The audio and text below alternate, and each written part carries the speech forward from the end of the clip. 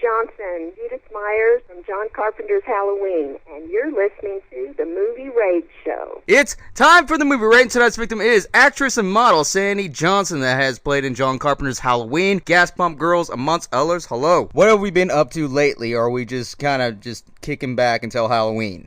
Well, no, I've been very busy with podcasts and acting lessons, and I have a drive-in event coming up in Pennsylvania, so it's actually been pretty busy. Yeah, when a role or film becomes popular, do you think that an actor can reflect that moment to feel more accomplished than when you actually first did the role, like Halloween, for example? Oh, absolutely. At the time, it was pretty much just another film, and I mean, it was fun. We had a good time and everything, but I don't think really any of us expected it to other than just a drive-in movie type film. Now, of course, with it being such an iconic film and so many followers around the world, there's definitely a lot of pride associated with it. There's oftentimes when someone does play a minor role or even a smaller role than that, and the film happens to be successful over the course of the years, and so forth, that you really don't take it really too hard to that minor role. They probably didn't think, oh, well, this isn't going to go anywhere. And then when, like, let's say 20 years pass, right, and then you've been in a lot more other roles, does that really make a better impact for you that, hey, I did something really cool that established itself over time because people take notice? Do you think that is what took notice for yourself, or is it the film itself where the audience has taken notice what you have accomplished yourself as well? Well, my films were all shot within a year of each other, so there really wasn't enough time passed. I do believe that the films that I'll be working on in the future, there's a definite connection, of course, to Halloween and Judith Myers, more so than the other films for sure. Now, even though you've played this role and it has become very well known, how do you keep yourself almost away from that to the point where you're not just hooked onto that role, that when you do other roles, how do you keep yourself kind of separated from your other roles compared to the one that you've been famed for? Well, I take each role,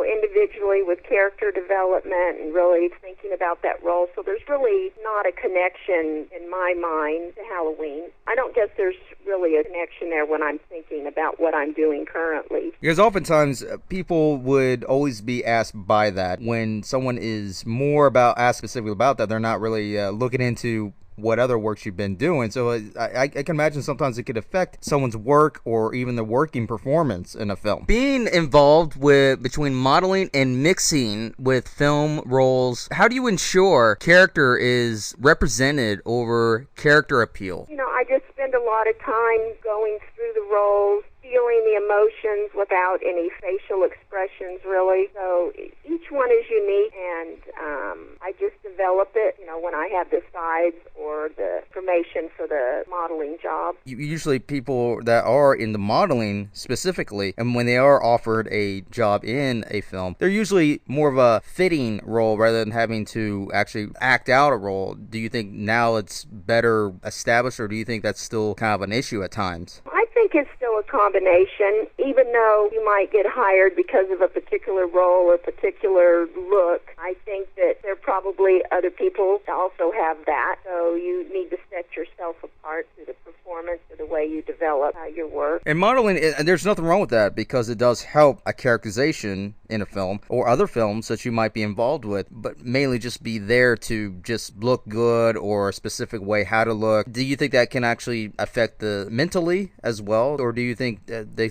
can actually structure someone's performance even though if they don't have a lot of experience in acting? Yeah, I think it's helpful because there's a lot of the same things that go into modeling as there would be with commercial or film work. It's still, a lot of it is mental, just different equipment capturing it. Now, working between genres such as comedy to horror, how does shifting focus to a different genre affect you, especially when you are mixing with your modeling, mixing with dark emotion in this case? It's difficult for sure to stay focused and to know which one really pursue for me, because I haven't been in any of them for a long time, so I'm still trying to sort it all out, because I do enjoy comedy, and I enjoy drama, and I enjoy horror. Kind of an interesting dilemma for me right now, deciding who I am. Would you say this is a whole new perspective view as time continues to move on after not performing for so long? Do you almost feel like you have to start over sometimes, or do you feel like you have a new way to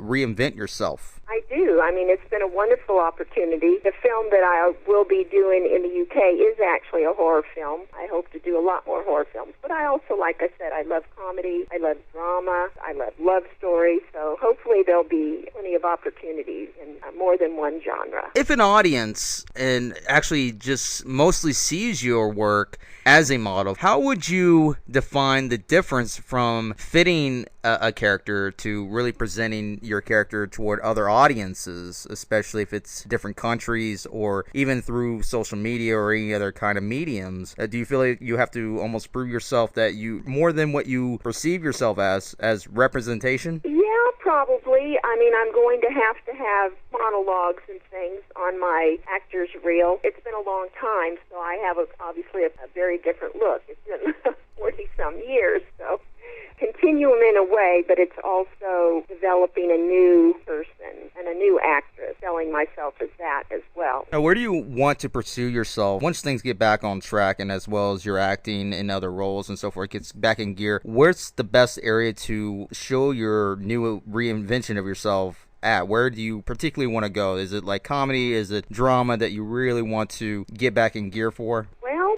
right now I'm working with my acting coach, and we're actually doing both comedy and dramatic. He actually likes me doing them both, and I enjoy them both, so that's kind of a hard question. So, yeah, I guess if I had to put one above the other just a little bit, it would probably be comedy. Would you rather go to like theatrical, more of a stage performances as more of a Kickstarter for you in this case, or is this what you really want to actually work on for the most part? Theater isn't really an option for me because I live rural, so I need things that happen more quickly. I wouldn't have to be away from home for longer periods of time. So film and print work, commercial things is probably what I'll need to stick to. Do you prefer to work in more of the smaller budget type of film companies, as long as it within your area would actually help you better for performance-wise as well? I think that smaller independent films would be a great place for me to start. It'll give me a chance to, get used to working with different directors, different actors, different scenarios. Things have changed a lot technology-wise. Plus, I'm really kind of a people person, and I would think that those sets would be probably friendlier and more personal, which is something I really enjoy. Now, how would you get your motivation back after not performing for so long? What really sparked to really want you to motivate yourself, or even get motivated to get back into the acting classes, get back into working in different ways to perform? What really motivate to get that motivation again just to get back into it? Well, when I left acting to begin with, it wasn't really a choice. I got married and we needed to move away, and then I, went to school and became a teacher, and everything just kind of went a different way. I never really just wanted to leave acting because I loved it. So for me, it's just kind of like coming back home, and when I started doing the cons and things and visiting with the other actors who are actively doing things, it just got the juices flowing again for how much I have loved that. My life isn't over yet, so there's probably still time to do it again. And the fact is, there's a lot of things that could happen in someone's life to prevent them, like you mentioned, and money issues and probably lack of work and all those other things in between. Of course, today's events as well. But motivation is almost hard to come by if one steps off that stage, steps out of that role, and doesn't come back for a long time. And do you ever feel that you might have been lost for a little bit and you found it now, or would you say that you're finding yourself now, but in a different light? Yeah, I would say my motivation is different. Whenever I was shooting movies originally, of course, I was trying to make money so that my father could have cancer treatment. So that's kind of where it all started. And then it just continued on to trying to be, successful. I was a depressed kind of teenager, not very happy. So it was more of a way of getting away from life, I guess. And today, of course, it's totally different. I'm definitely not a depressed person. I'm a very happy person. So now it's more of sort of a joyful adventure, not so much a way to escape reality. And when other actors, especially young women, has gone through this kind of journey themselves, let's say they end up being the same between modeling and going to acting, would you try to inspire your own way of this? I mean, how would they be inspired by you if you could give something back to them, this kind of format? I don't know. I guess that motivation kind of comes from within. in. I mean, if they've done things and they want to get back into it, I mean, they just have to look within and see if that's something they really enjoy. Would it be beneficial to their life? I feel like it is in my life. And oftentimes, a lot of actresses are just either doing it to make some money, and some of them are just doing it for the pure experience, and that's okay too. But at the same time, it can be very rough, especially now in today's events, and having to figure out what's what and where it's at. And do you think there should be a secondary option to get that acting out, like doing acting reels as far as different parts, like through social media and stuff? Do you think that's really the best method at the moment? Yeah, at the moment, of course, with COVID, I mean, everything is upside down. So it is, most of the interviews right now are online through Zoom and Skype and the like. So it's just a good time, I guess, to work from home and get coaching and develop your skills so that you're ready when things do go back to normal with regular interviews and such.